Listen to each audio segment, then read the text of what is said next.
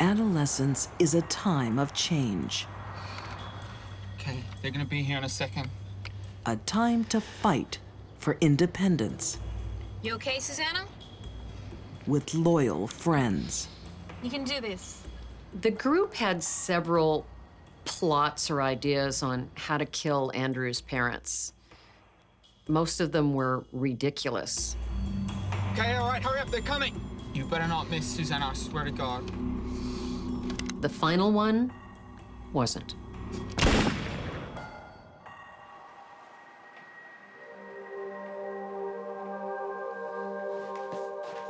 Oh, this is disgusting. No wonder we have cockroaches. You can't let it build up like this, Susanna. In Mansfield, Texas, Susanna Toledano is an awkward, shy 19-year-old. It's the least you could do. She only has one friend in the world, Okay, Chelsea Richardson. I'll do them now. Thanks, hon.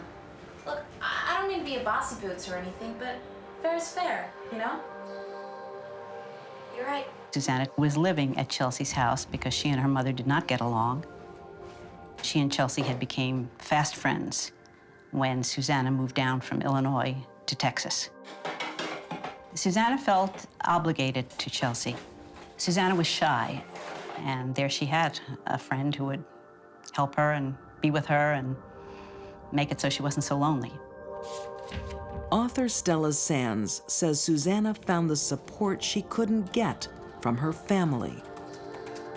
But her new best friend isn't as generous as she appears.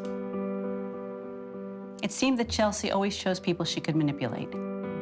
She liked to be in control, and she chose people who she could control. One person called her a master manipulator. Whatever she wanted, she would somehow get. Chelsea desires an easier life, like that of her boyfriend, Andrew Walmsley. Okay, who wants a brownie? No. Oh, nice one. Andrew lived in Walnut Estates, which is a very fancy place of two-story homes, brick and stone, and he had everything that he ever wanted as a kid. The hell are you doing? Stop it! Andrew and his sister live a privileged life, thanks to their parents. Cut it out!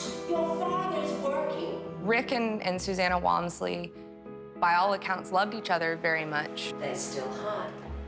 Oh, honey. And were hardworking people who had really built up a life for themselves to live in this very affluent, beautiful neighborhood full of expensive homes and happy children and golf courses.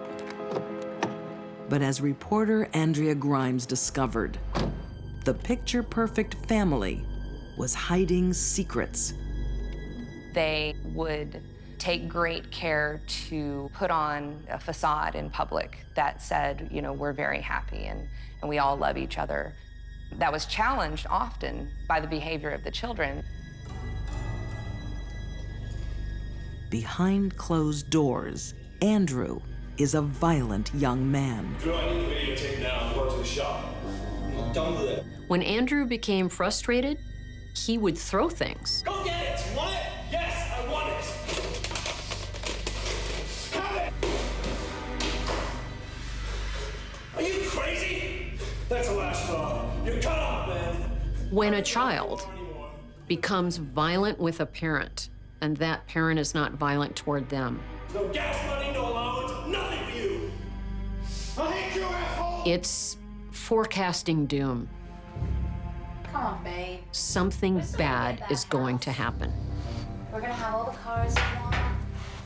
His new girlfriend encourages Andrew's growing hate. Have that life we've been dreaming of.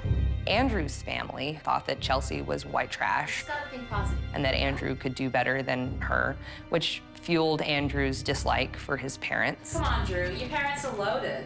I told you, I got cut off. My dad's not giving me anything. You're entitled to it.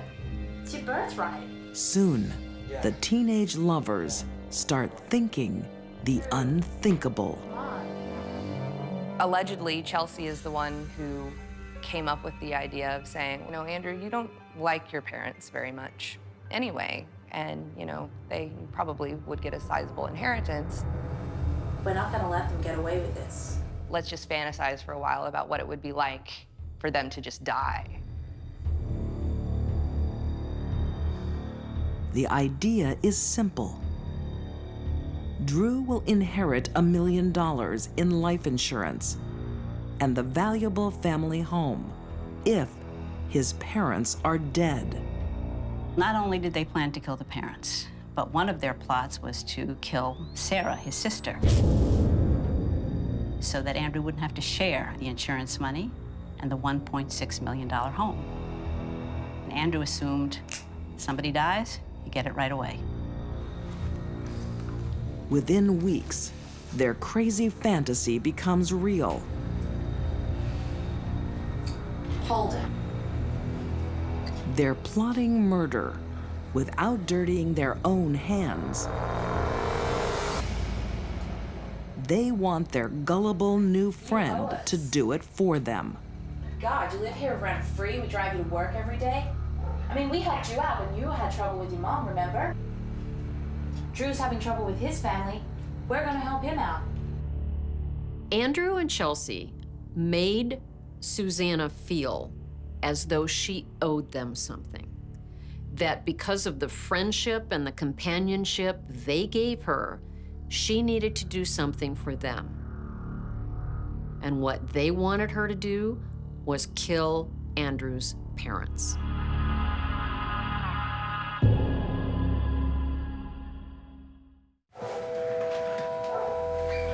No, I can't.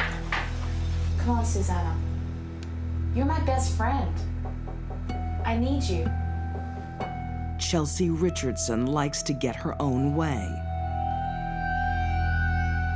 In 2003, that means persuading her best friend, Susanna Toledano, to kill her boyfriend's parents. Susanna had a very low opinion of herself. If somebody asked her to sell the most Girl Scout cookies on the block, she would do that. If somebody asked her to murder someone, she would do that. So where is this restaurant? Somewhere down here on the left somewhere, she said. Okay. I'm hungry. How about you guys?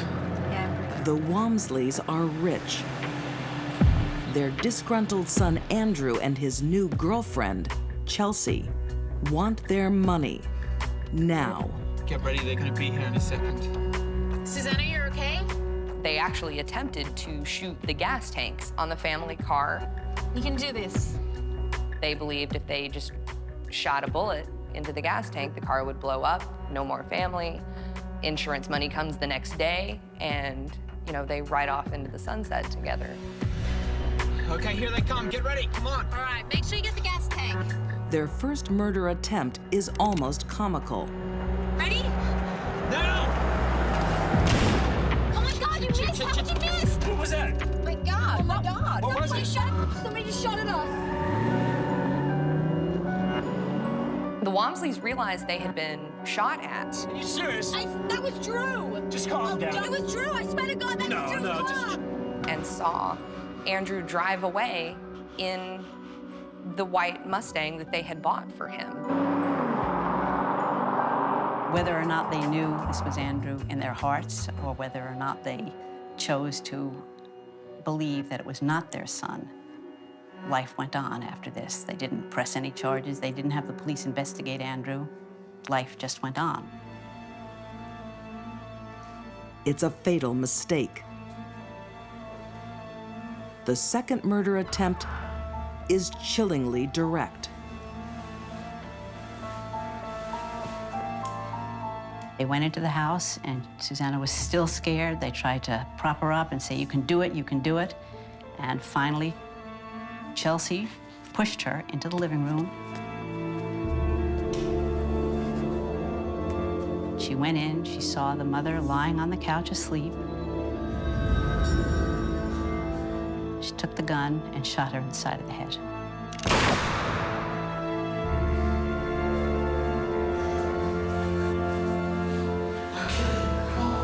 The husband heard the sound. He was in the bedroom. Who the hell are you? She shot at him several times.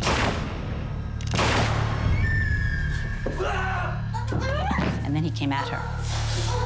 And they started really fighting. So that's when Chelsea brought out the knives. And that's when Susanna started stabbing him. And stabbed him some 21 times. Susanna! Go and save Andrew's mom! Now! The mother died immediately from a gunshot to the head. But Chelsea told Susanna to go back and make sure she's dead. Susanna knifed her 18 times.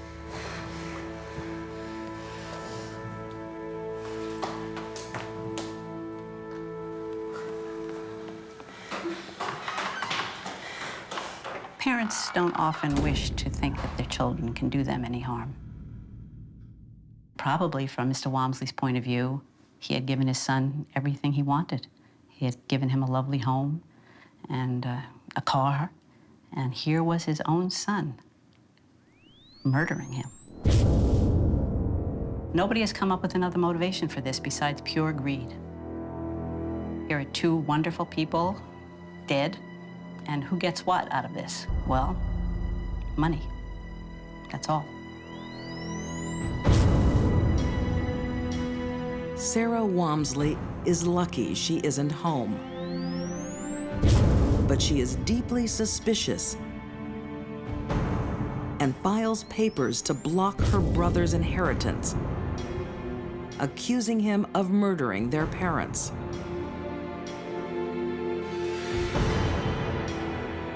But it's physical evidence that cracks the case. Rick Walmsley holds his killer's identity in his hand. In his hand were some hairs that they took for DNA testing. When the results came back, people were shocked.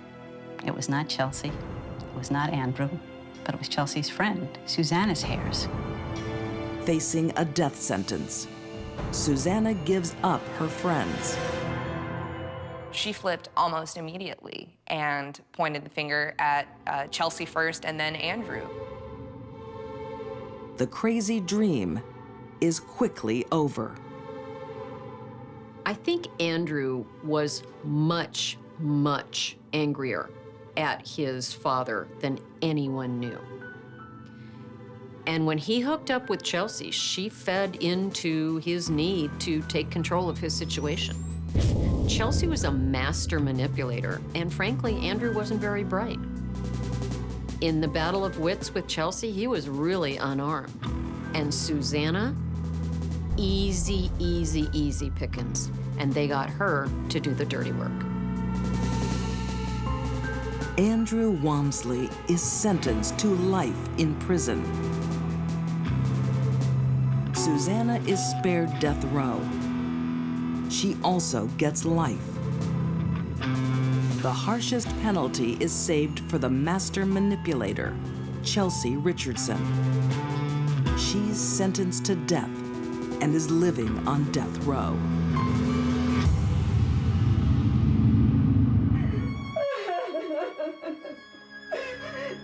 Police officer Glenn Turner was too young to die.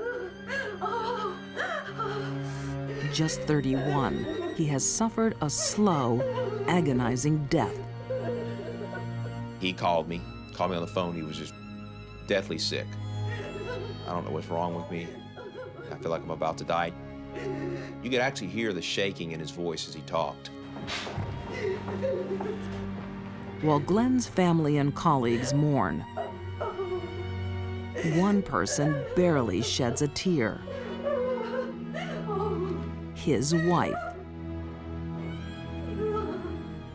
My gut instinct at that very moment, and for those first few days, was that she had done something to him. Oh, my baby! Press County 201. 76 low. Roger that.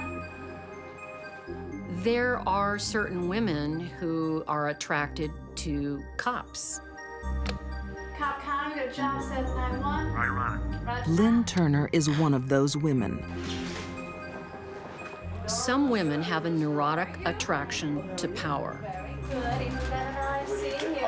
And uniforms, badges, they represent power and authority in our society. Working in police radio dispatch, the glamorous 22-year-old is surrounded by the men she craves. But Lynn Turner's smile hides a darker side. She has an aggressive personality, a manipulative personality, a controlling personality. In Cobb County, Georgia, police officer Mike Archer knew her as a woman to keep well away from. She didn't have a real good reputation, and she was just kind of sneaky. Lynn was dangerous to any man who had a wallet and a badge.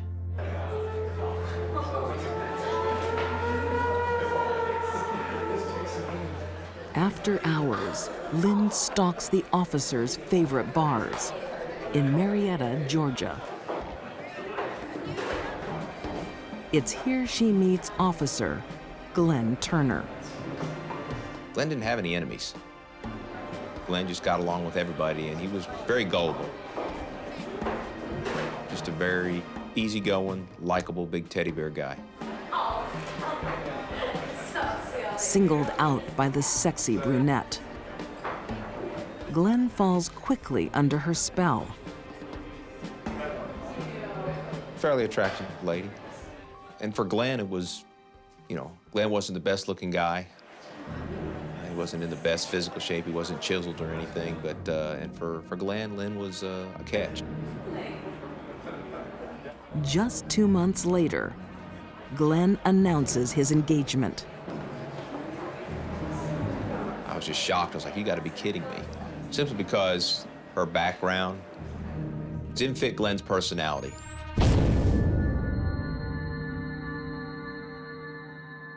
I missed you. I met Susanna. Oh, thank you. Hey, let me pop. It seems like a happy marriage. But Glenn soon finds his classy wife is a big spender. Sweetheart. So, tell me about your day. Lynn would use sex and gifts to get a man interested in her. But once she married Glenn, the sex stopped. She wasn't really in love with him. She was in love with what his money could do for her. 2 years on, Glenn Turner has had enough. He wants a divorce. But Lynn wants his money. And she'll get more if her husband is dead.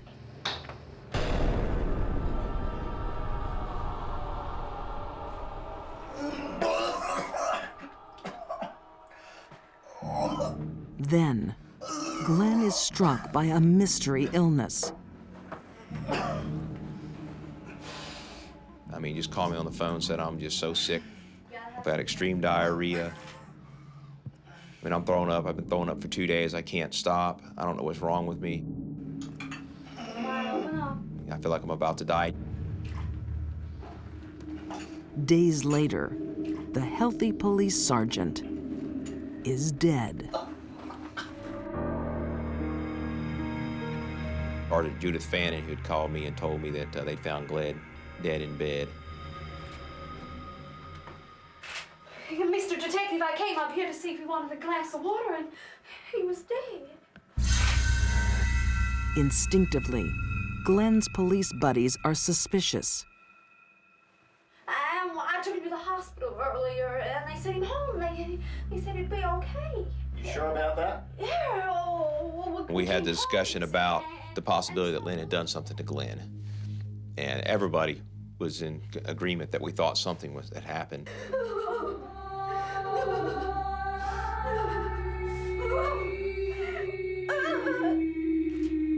of the autopsy says a virus simply caused Glenn's big heart to stop. Get me out of here. I accepted it. I said, okay, you know, he got sick, and he pretty much, that's what got him.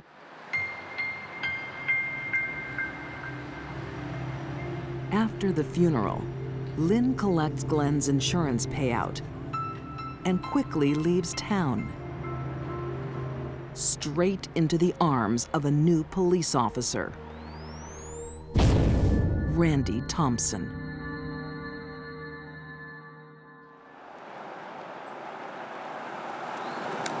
Six years later, Mike Archer gets a chilling phone call. And I said, what is it? He goes, no, you really need to sit down. I sat down, and he said, they found Randy, and Randy was about 32 years of age. He said, they found Randy dead in his bed yesterday morning. His mind races to one conclusion. I mean, then I knew she had done something. I knew they were going to be connected. I mean, I was just skin, my hair was all up on the back of my neck. I mean, it was just my heart was pounding. I said, something's up, something's up.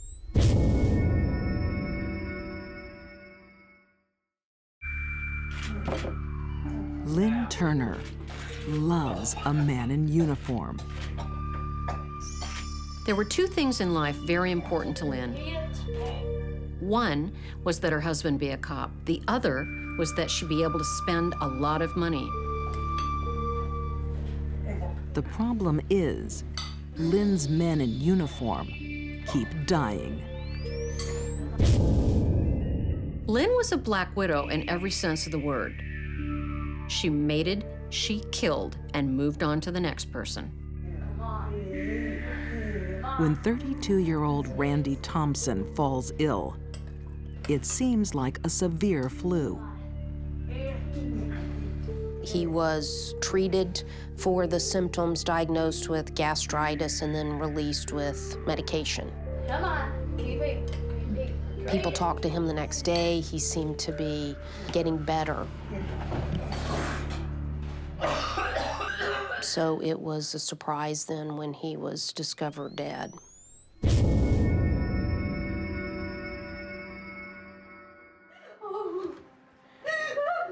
On its own, Randy's death doesn't seem strange. But Lynn Turner has lost a man before. Oh, get away from me! Oh, my baby! Glenn Turner's sudden death left his fellow officers suspicious. When they hear about Randy Thompson, they hit the phones. I knew right then that Lynn had, murdered both of them. And there was no doubt in my mind, Lynn married both of them, and both of them was for money. Get me out of here. For money and for greed.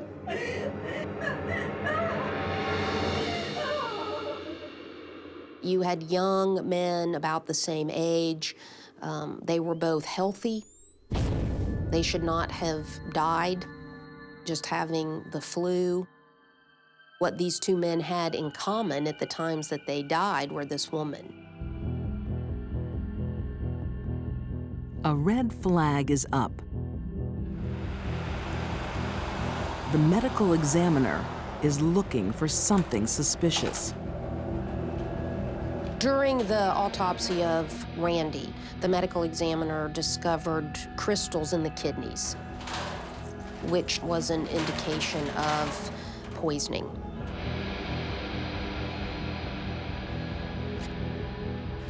"6 years after his death, Glenn Turner's body is exhumed. He, too, has an awful secret. Ultimately, they both died of ethylene glycol poisoning.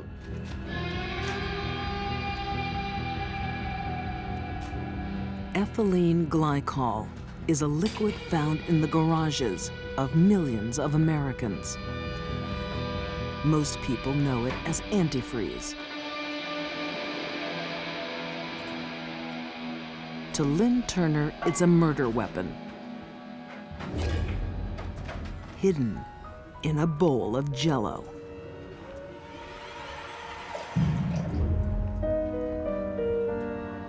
Ethylene glycol is a slightly sweet, odorless substance. It can be disguised rather easily in Jell-O or tea or a soft drink.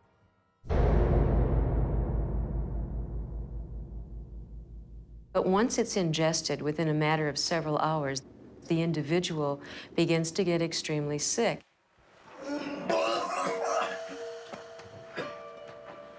They will experience headache, confusion, abdominal pain. They will be disoriented. And frequently, they will start to experience abnormal bleeding in their body as well.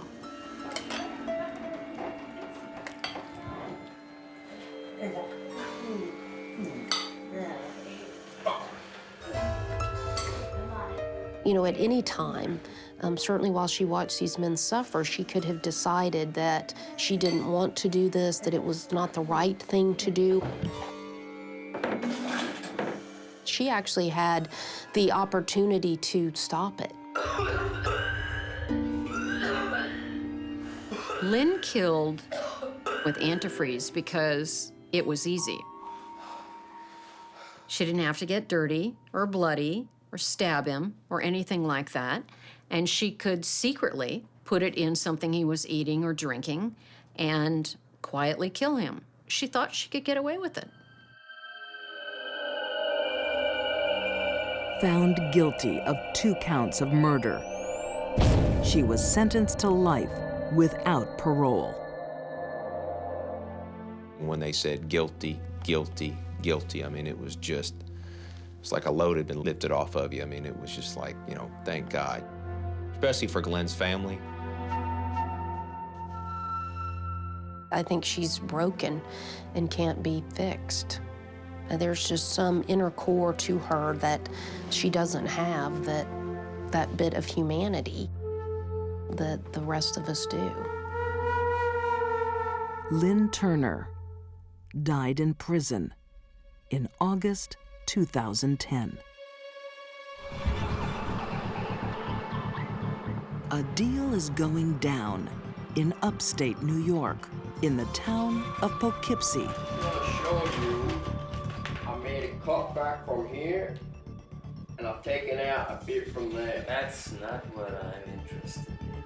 A developer Okay, needs city I have your approval money. for his water plans. Take that. But city representative Fred Andros wants something in return. Do you want your permit or not?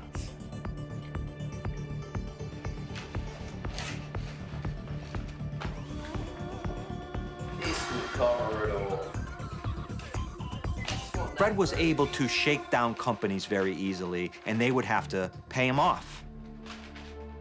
If they didn't do what he said, Fred wouldn't give them the permits, they wouldn't be able to open their buildings. Simple as that. Fred Andros has a strange power over people in business and in private.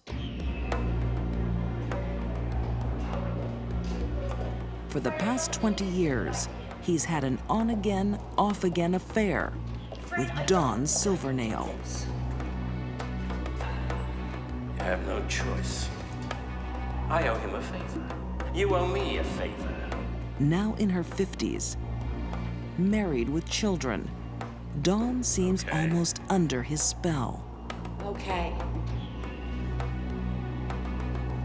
For some reason, he was able to get women to trust him. And, you know, Dawn fell into that same category. Crime writer M. William Phelps says from the time Dawn first met Fred, she could never really escape. Dawn didn't really want to be romantic with Fred. She just no connection with him. So she takes off for this job down south, and she never told Fred where she was going. But she gets a call one day from Fred, and Fred says, "You can't hide from me. I know where you are at all times." Over the years, Dawn has relied on Fred for money. In return, he or his associates receives sex.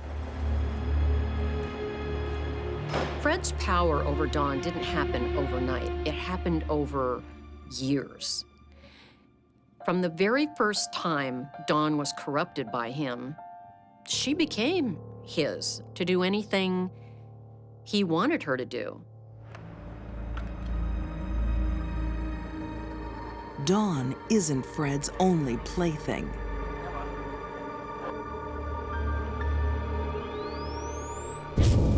He's also having an affair with Susan Fassett, a policeman's wife. Occasionally, he gets the two women together for his sexual gratification. Get your robes off. Fred decides that he wants Susan to have sex with another woman while he videotapes it. And Susan says, okay, I'll do it, because she wants to do anything to make Fred happy, I guess. Fred, I don't want to do this. I don't think I can do it. I expect to clean you dead. Get undressed. I think Fred was able to control Susan and Dawn because they were afraid of him.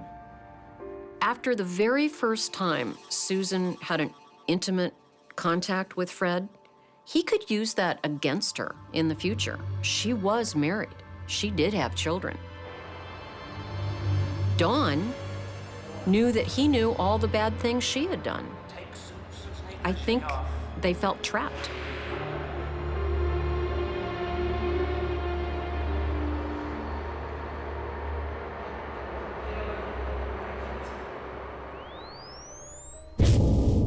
Dawn is also embroiled in Fred's shady shakedowns at the water department. She picked up several envelopes of money while Fred was ongoing with his corruption scandal, which she went along with this and made some extra money by helping Fred out. But Fred's corruption is about to be exposed. Captain Arthur Boyko from the Poughkeepsie Major Crime Unit was there. He was under a corruption scandal and was a witness in a federal probe into his position as a town of Poughkeepsie water supervisor. Yeah. With the federal investigation looming,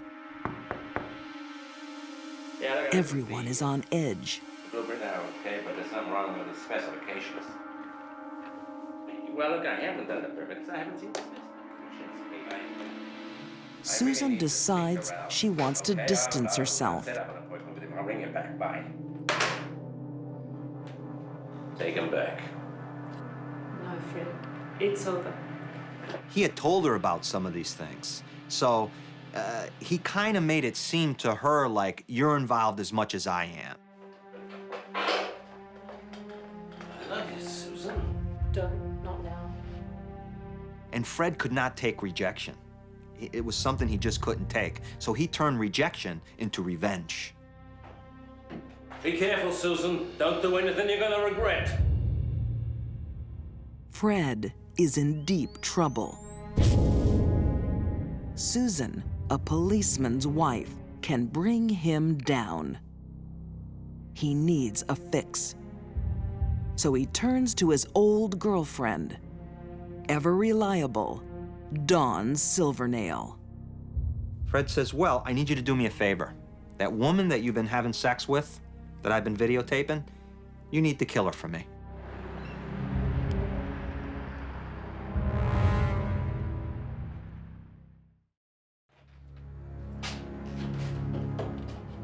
Dawn Silvernail has known Fred Andros for 20 years. He's been her friend, her lover, her financier. What the hell?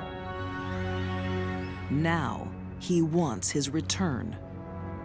They look like surveillance photographs almost of Dawn's son, smoking a cigarette on the back dock where he works. There's a picture of Dawn's aunt walking her dog. And Fred says, you see these? You don't want anything to happen to these people, do you, Dawn? Fred wants Dawn to be his assassin. The target is Susan Fassett, Fred's ex-lover and Dawn's ex-sex partner. Sure be a shame if there was a drive-by shooting and your son was shot. She was in fear for her safety and well-being as well as her family members, and that's what helped motivate her to do this crime.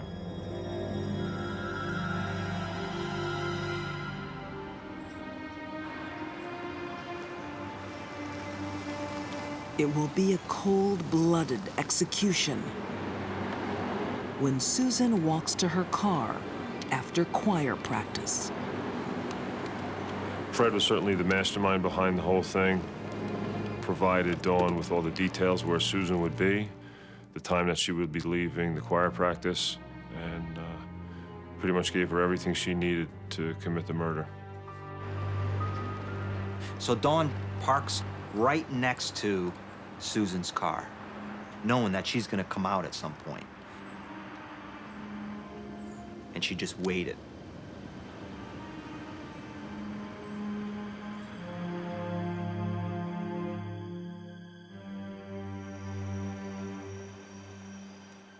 She was in the passenger side of her car. She had a ski mask on. Had the gun in her hand, and she put the seat back in her car. So when Susan walked out, she wouldn't even see her.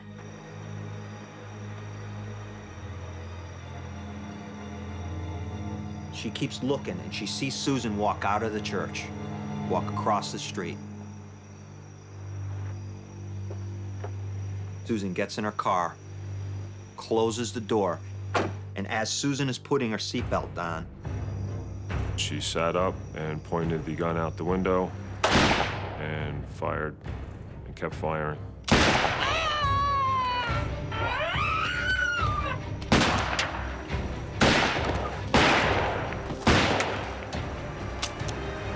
Dawn just kind of unloaded the gun. A lot of the bullets hit Susan Fassett.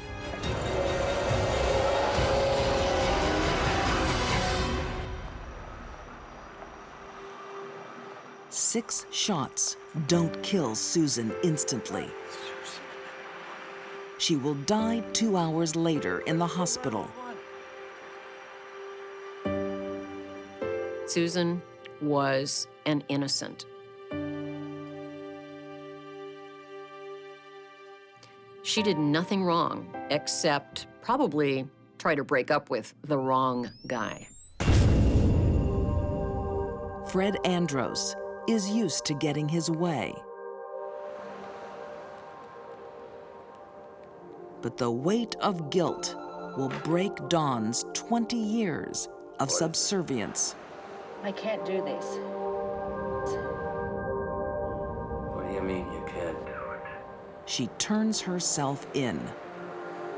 Susan had family, 2 sons that loved her, and I think the emotional part of it eventually got to Dawn. And there will be no deal when police arrive to arrest Fred. Fred attempted to take his own life by shooting himself right underneath the chin, and the bullet exited between his eyes and then struck a wall right at the top of the stairwell where myself and one of the other investigators were standing.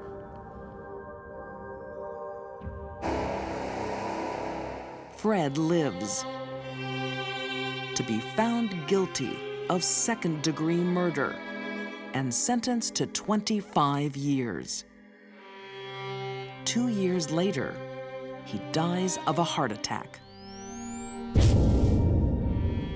Dawn Silvernail is convicted of murder. She is currently serving a life sentence. I think Dawn was only dangerous as long as Fred had something over her. And when that factor was removed from her life, she would have no reason to hurt anyone. She wasn't a criminal. He turned her into one.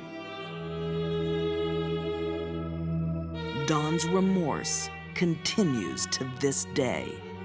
She says that there's not a night that goes by in prison that she doesn't have nightmares about this crime.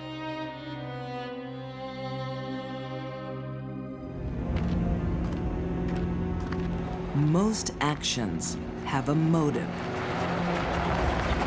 Hey there! This hill's a little steep to be walking up. Right or wrong, Come on, jump in! they can usually be explained. Come on. For Penny, this was just a fluke, just something that she always wanted to do. But sometimes they cannot. From the moment she got in his car, he was a dead man.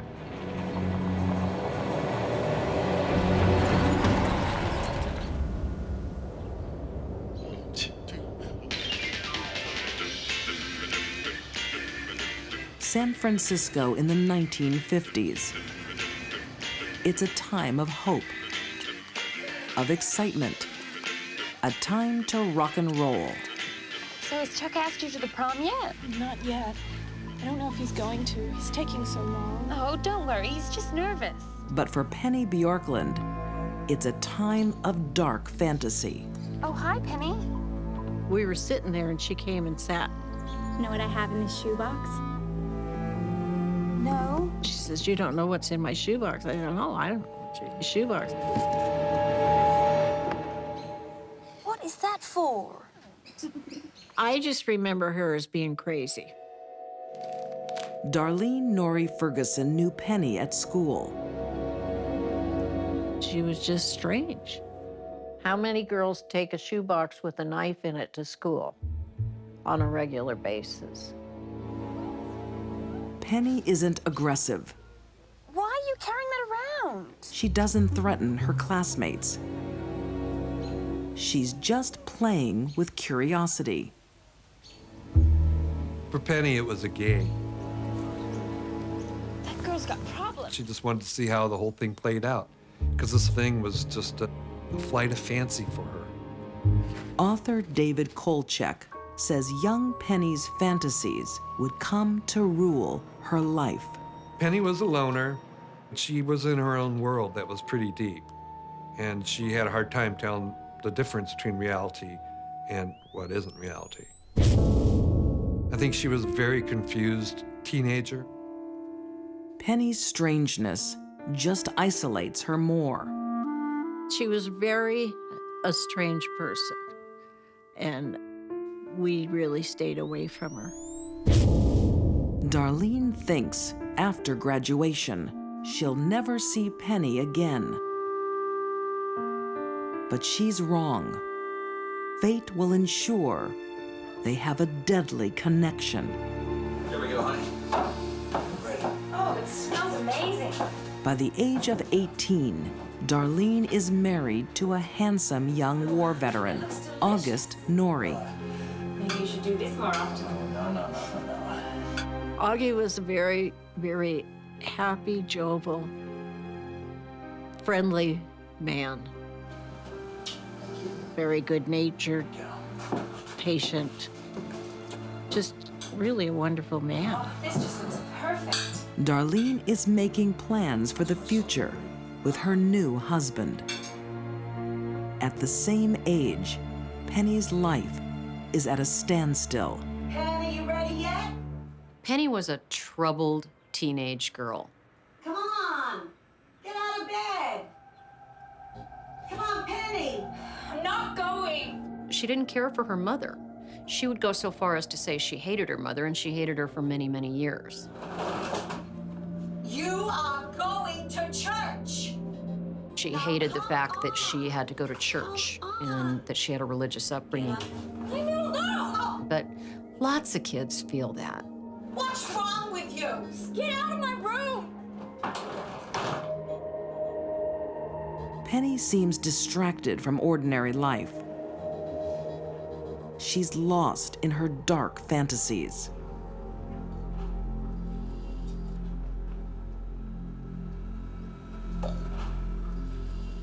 She started fantasizing about what it would be like to shoot someone, and it became an obsession. She thought about it all the time, how she would do it, who she would do it to. Former FBI profiler Candice DeLong says fantasies often form to escape a bad experience. but not in Penny's case. Penny's motivation is unlike any that I've ever seen. Penny was never able to articulate where that thought came from. There did not appear to be any reason for it. No psychological problems, no history of abuse, nothing. Penny is turning her fantasy into reality. She starts with targets.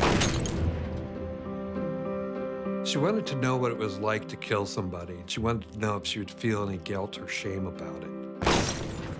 Who it was just a random thing.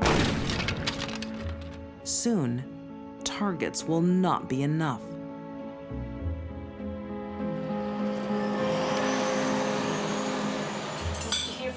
About that job? I did. I spoke to Bob. On the other side of town, the Norries are keen to start a family.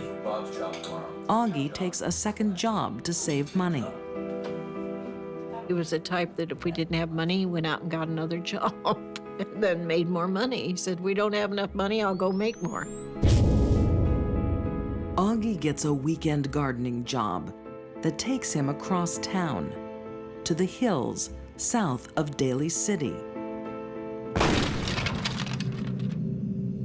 Penny's favorite place for target practice. Augie is in the wrong place at the wrong time. He had no idea that his life was going to end in minutes.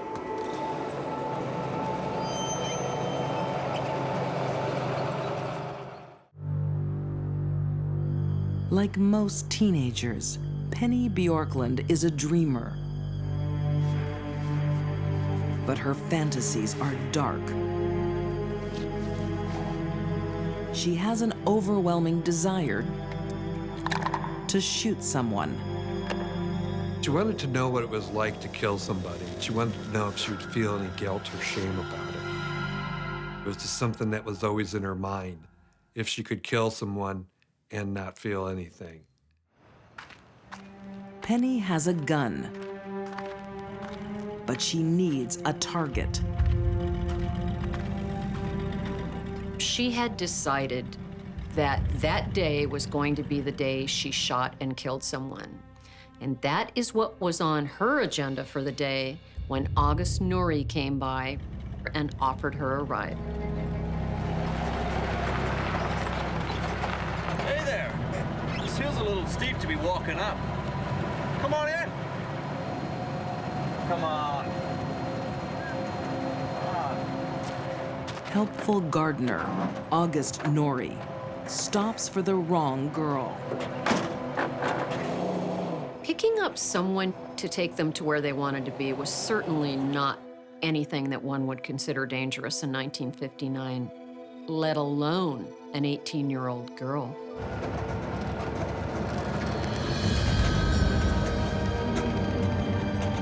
Hey, what are you doing?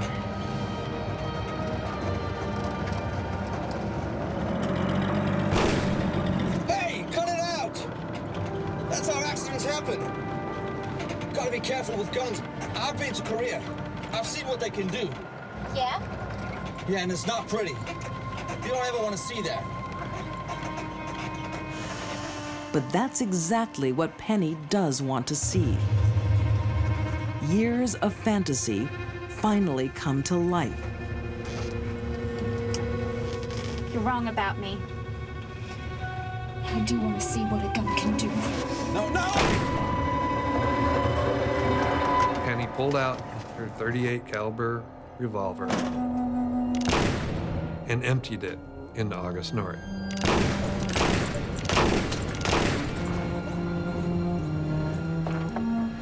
She walked around the car, opened the door, and fired 6 more times into him.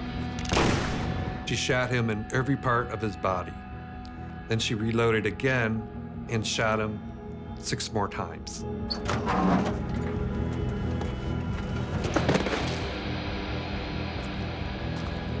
He was dead the first time she shot him.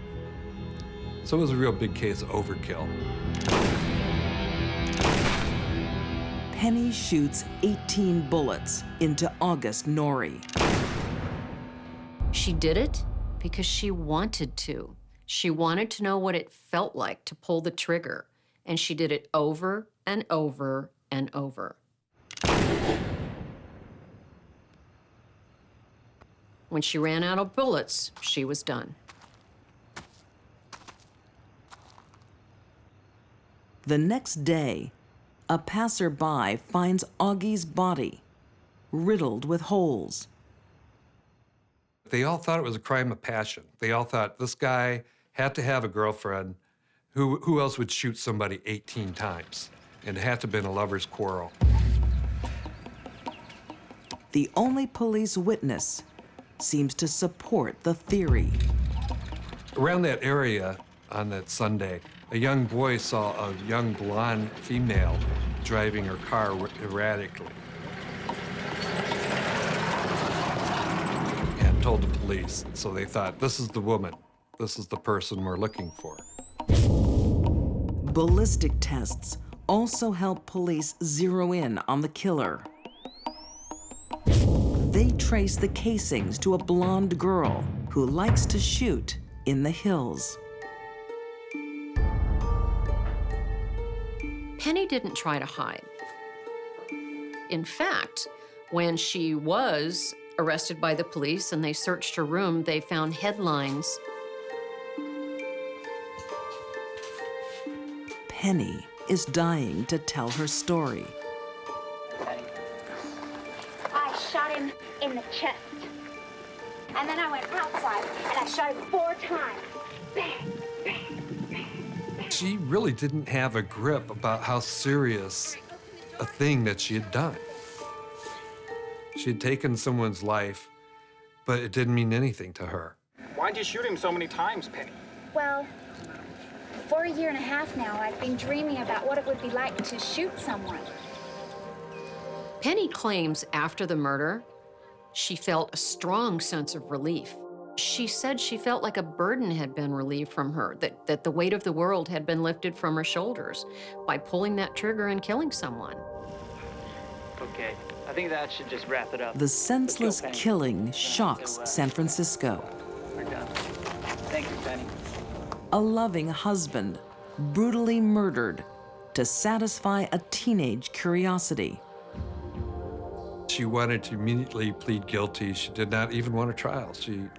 She said, I did it. That's all there's to it. I wanted to know how it felt. No need for a trial. Just take me to prison, I guess. Because the murder is random, not premeditated, Penny Bjorklund is convicted of the lesser crime of second-degree murder.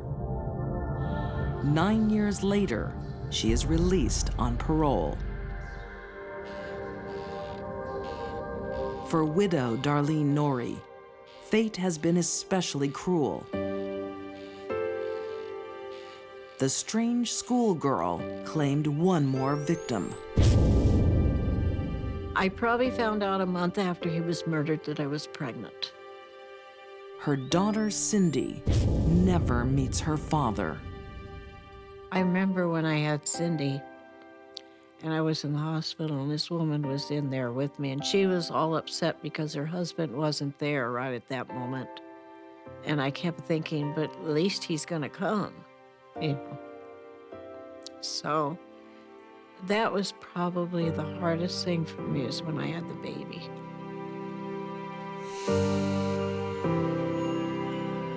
Today, no one knows the whereabouts of Penny Bjorklund. Sometimes the strangest things get into a woman's head. She simply wasn't considering the consequences. She surrenders to passion and to faith. And before long, Brian explained it would be sort of a merciful thing to do. there is no turning back. He needed somebody else to do this to put her out of her misery. It's a real enigma that someone so normal could commit such an act.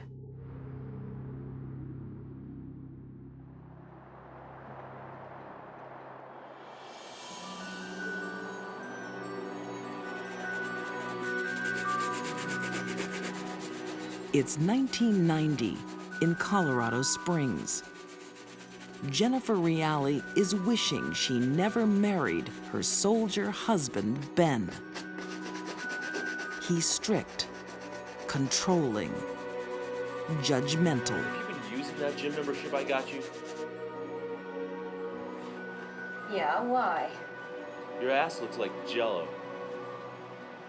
What do you expect after you've had 2 kids? Her husband was emotionally abusive, always denigrating what she was doing. She never could do anything good enough, well enough for him.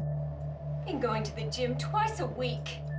It's not showing. She was not living the life that she had intended for herself. She had sacrificed her dreams and had become this army wife. Give me those. They're not done. I don't care. She felt trapped, and she was not living up to her potential, and I think that created a huge frustration within her.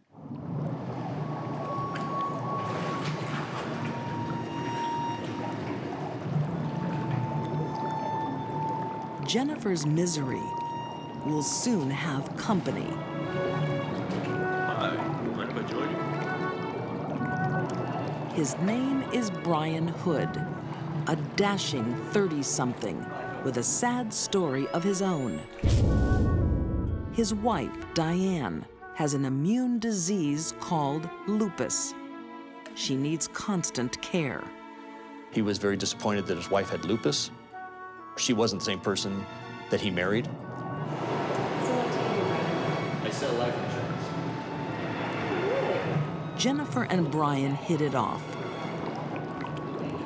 Brian Hood lit a spark in Jennifer's life that she hadn't felt for a long time. That spark erupts a month later when Jennifer is home alone.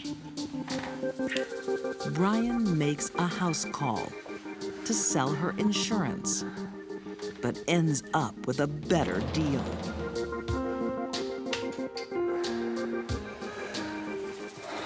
Sorry. No, you're right. Jennifer is torn between pent-up passion and family responsibilities.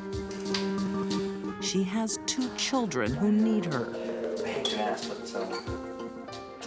an iron I can borrow. Oh, yeah, of course. Oh. But she has her own needs, too.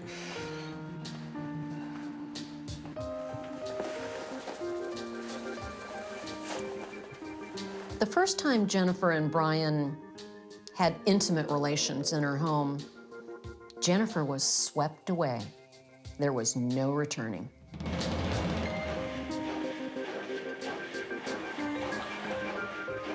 The couple give in to their passion in the laundry room.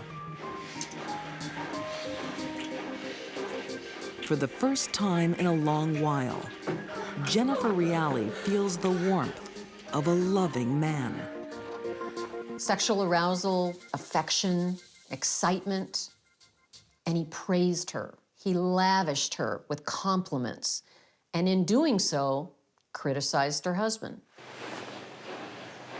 This would be no ordinary affair.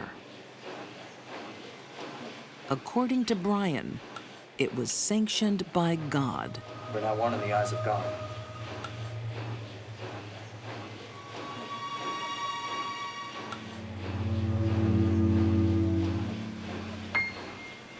What Jennifer didn't realize is that Brian was not only as dominating as her husband, but worse.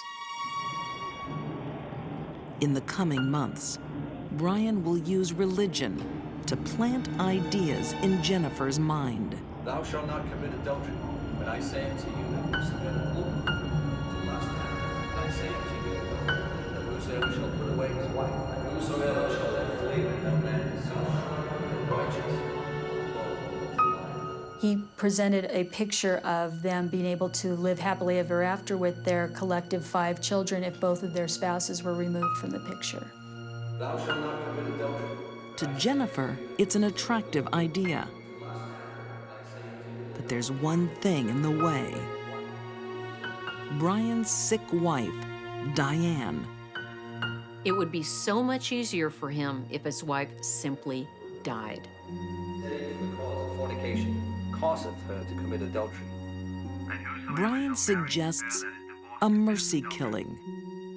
Right life, wrong woman. Part of the way that he convinced her was to use these Bible passages to convince her that it was God's will that Diane should die and that Jenny should relieve her of her suffering.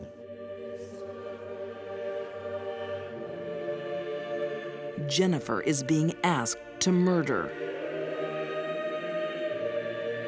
Somehow, in her mind, she's starting to feel it's the right thing to do. For the victim, for her new lover, and for God. Right life, wrong woman. That's my first experience with anybody using the Bible to manipulate somebody to do a cold-blooded murder. Especially when the Bible says you shall not kill. Soon, Jennifer will defy the Bible and her instincts.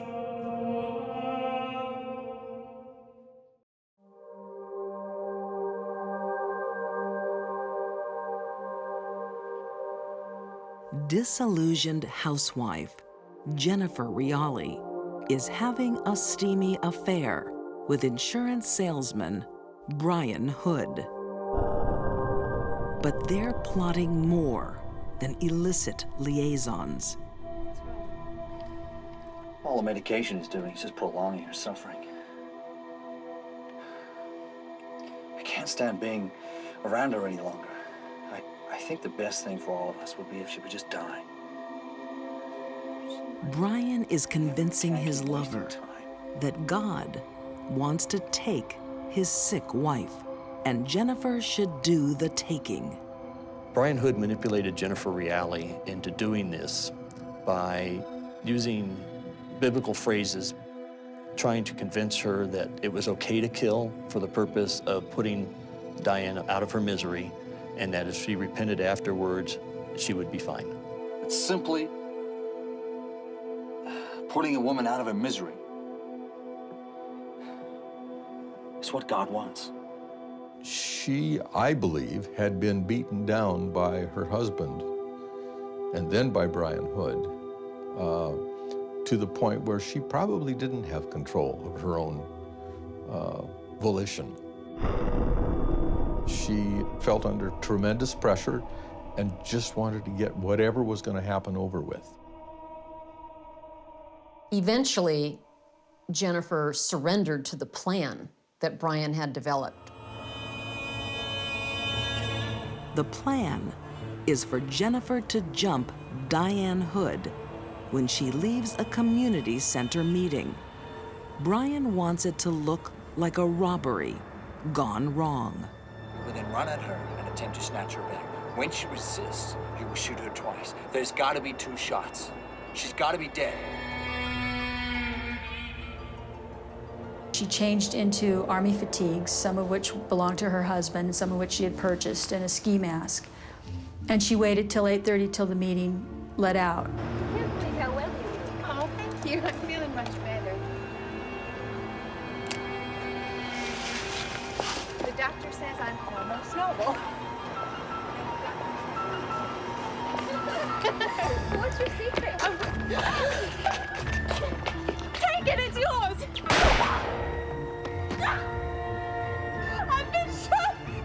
She was on the ground begging for her life. I'm sure she was about as scared as one could be. Jennifer stood directly over her, cocked this single-action .45 automatic,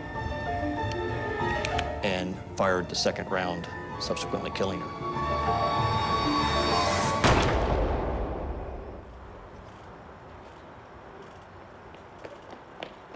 She shot her twice because she had been told, you must shoot twice to make sure that Diane was dead.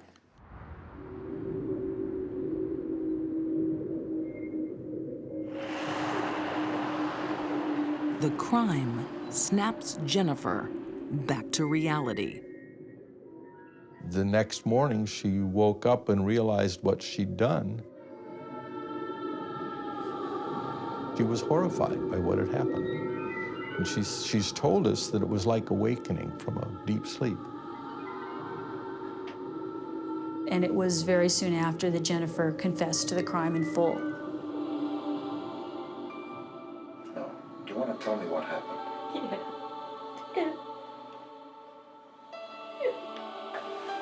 Jennifer tries to explain why she took an innocent life.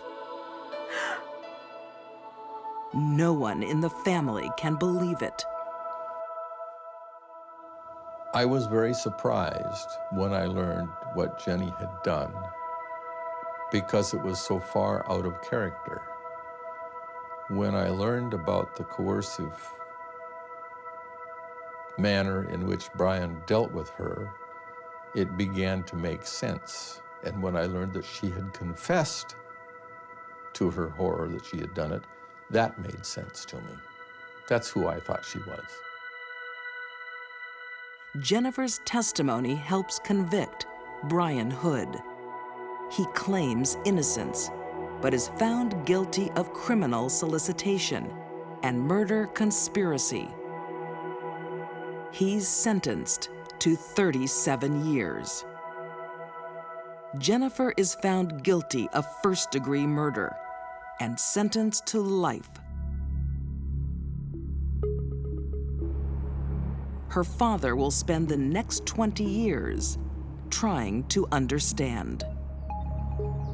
I have between 13 and 14 feet of bookshelf, and I've read every one of them. Every kind of psychology you can think of. I just needed to learn how this could have happened. His conclusion: persuasion can be a murder weapon. Coercive persuasion. And a great many salespeople avail themselves of this method. And frequently they are, like Brian was, a psychology major in college.